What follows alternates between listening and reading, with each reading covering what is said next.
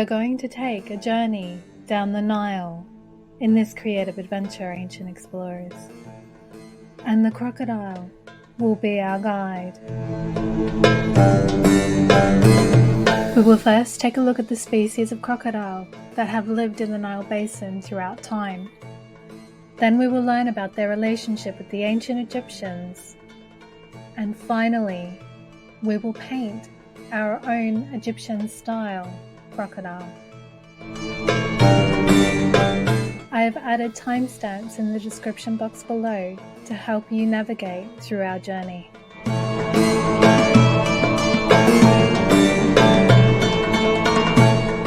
The Nile River flows more than 6,500 kilometers through East Africa and is essential to life. The river supports freshwater marshes and swamps, as well as brackish deltas in the Mediterranean area. Meanwhile, for thousands of years, it has been a source of water for irrigation and farming, as well as forming an important travel route. Throughout time, the Nile has been the home of several species of crocodile. The first species is Crocodilus niloticus, also commonly known as the Nile crocodile. In addition to the Nile Basin, the crocodile is found in the rivers of Madagascar and south of the Sahara. As an adult, the reptile can grow up to 4.8 meters in length and weigh as much as 226 kilos. In the wild, the crocodile's average lifespan is around 45 years. While the reptile mainly consumes fish, it also takes larger prey, such as the zebra and people. Crocodiles reproduce by laying eggs. While other species of crocodile lay eggs and leave them unprotected, the Nile crocodile will stay with the eggs, guard them, and even help them hatch. These set of behaviors suggest that while the reptile is a ferocious carnivore, the animal can also be caring. Today, Crocodilus suchus is primarily found in Central and Western Africa. However, historical and archaeological research suggests that in the past, populations also lived in the Nile Basin. The species' common name is the West African crocodile. When compared with the Nile crocodile, the West African crocodile is thought to be smaller and less aggressive. For example, an adult may grow up to 4 meters in length. This species in particular had an important and sacred relationship with the ancient Egyptians.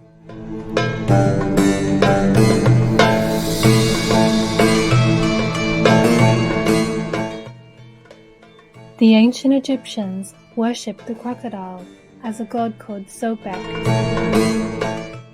The god took several forms. He could be a crocodile, a person with a crocodile's head, or even a mummified crocodile.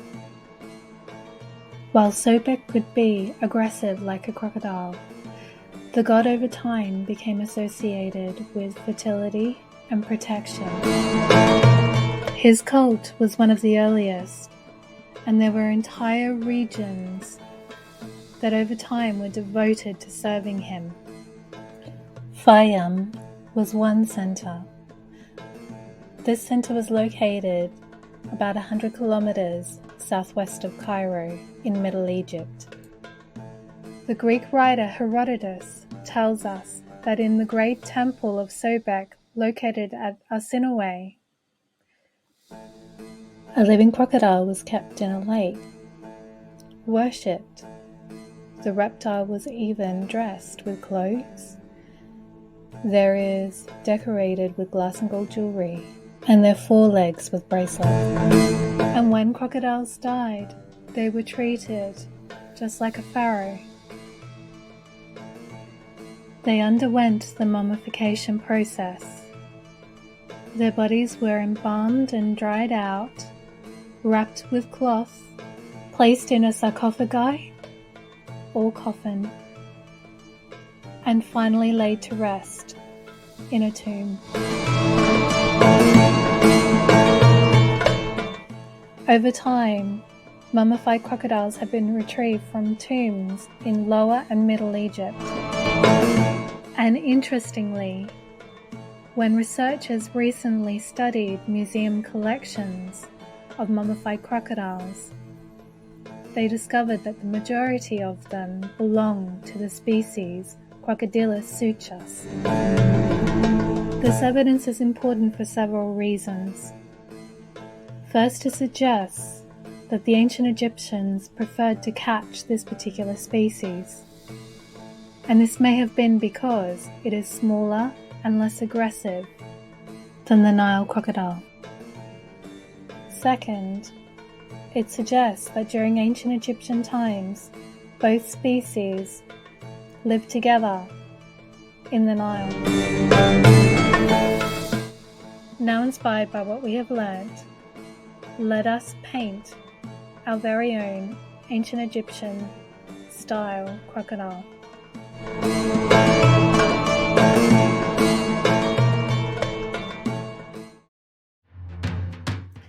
The activity featured in this video is inspired by an ancient Egyptian clay beaker.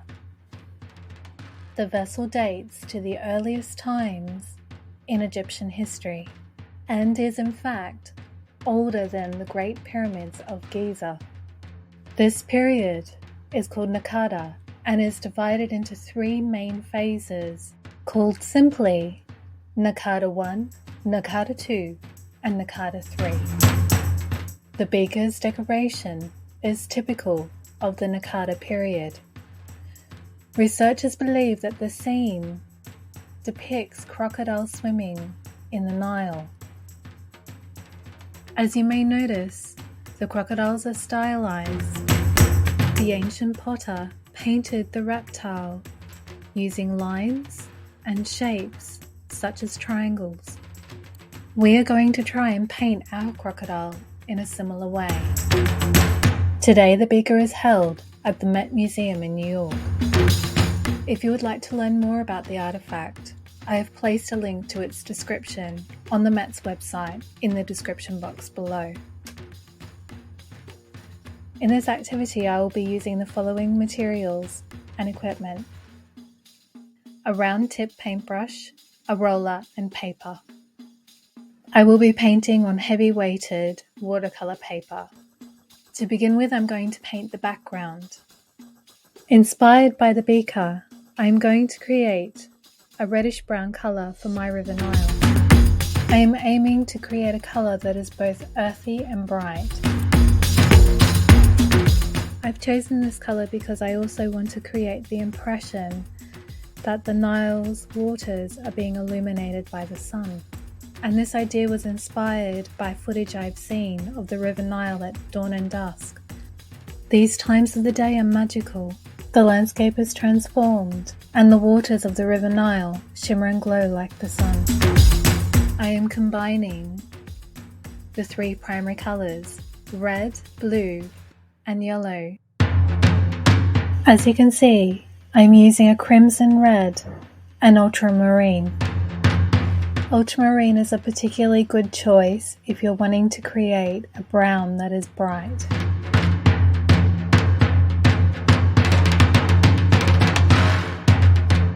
Once I've finished mixing the colours, I pick the paint up with my roller and spread it across the sheet. After applying the paint, I realised I wanted the colour to be darker, so I allowed the sheet to dry. And then I mixed a darker colour, this time using more even amounts of red, yellow and blue acrylic paint.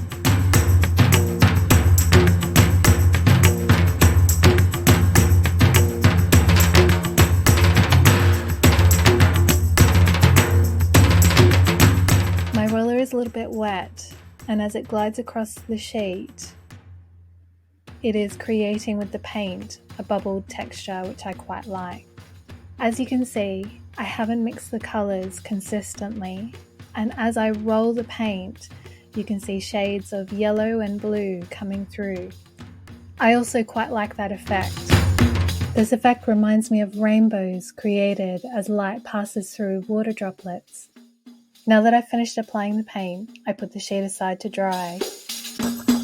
Now the paper is dry, it is time to paint the crocodile. As you can see on the screen, I have sketched faintly with a white pastel pencil the contours of the animal. I did this sketch just to give myself a guide. I start by painting with white acrylic paint the body of the crocodile. Following the crocodiles depicted on the beaker, the animal's body comprises two concentric ovals. I start by painting the larger oval, or the outer one.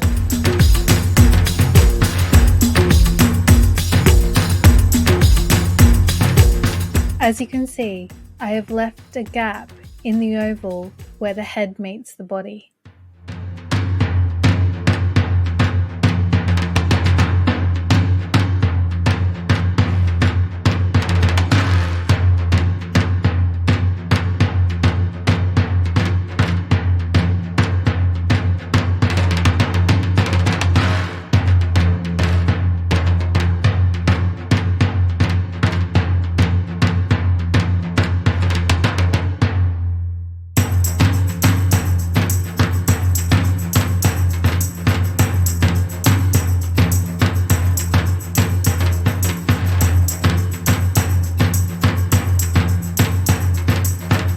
Now I'm painting the tail, which is represented by a straight line that extends from the oval.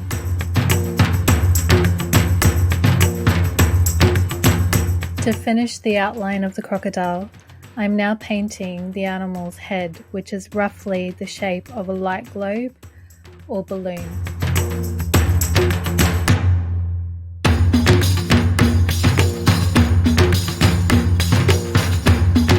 Now mindfully, I am painting the second oval, which is on the inside of the first one. As you can see, I'm leaving a small gap between the two ovals.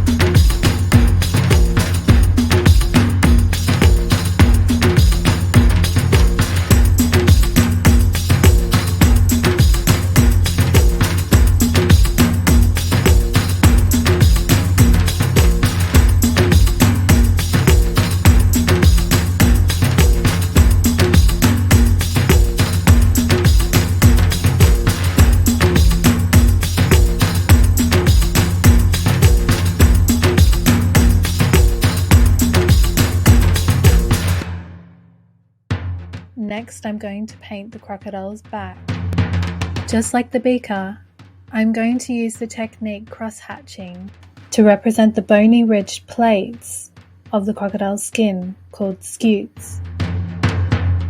I begin by painting a series of parallel lines inside of the inner oval.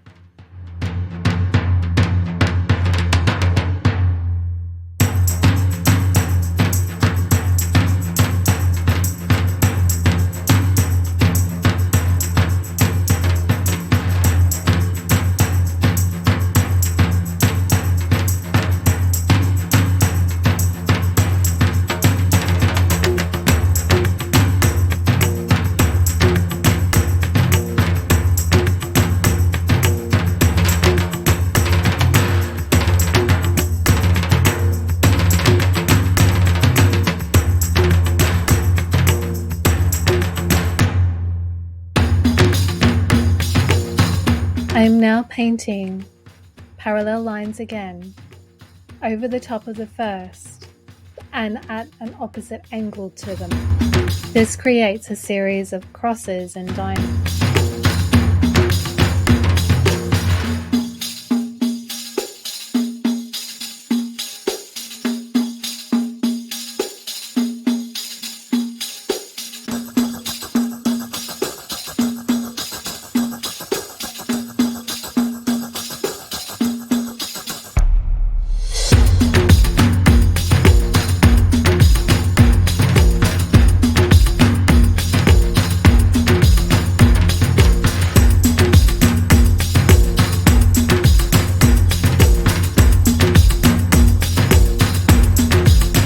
Following the contours of the crocodile, I am painting small triangles.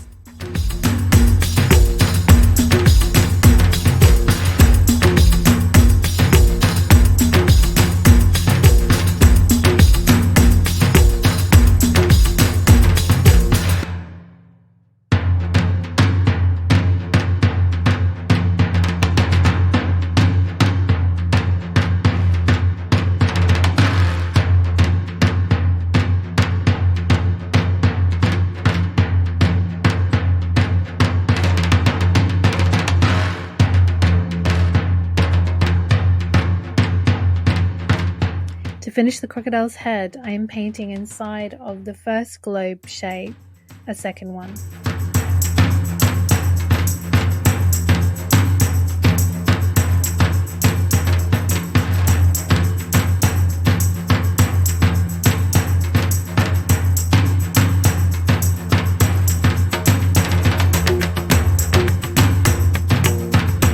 And for the eyes, I am painting 2 semicircles.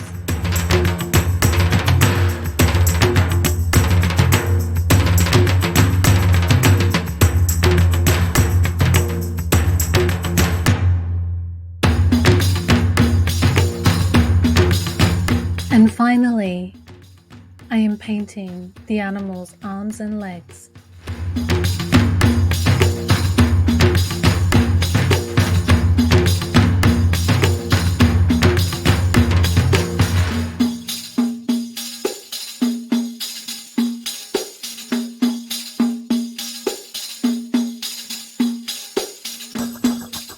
Once again inspired by the decoration of the beaker, I am painting parallel lines along the edge of the sheet. These lines will represent, in a very simple way, the vegetation of the Nile.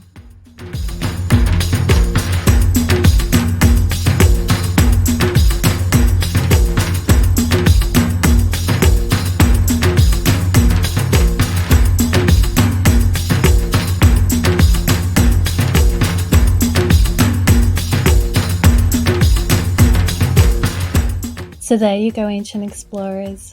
We have painted an Egyptian-style crocodile. As always, ancient explorers, I'd love to see what you create. And you can connect with me via my social media links. They are listed in the description box below.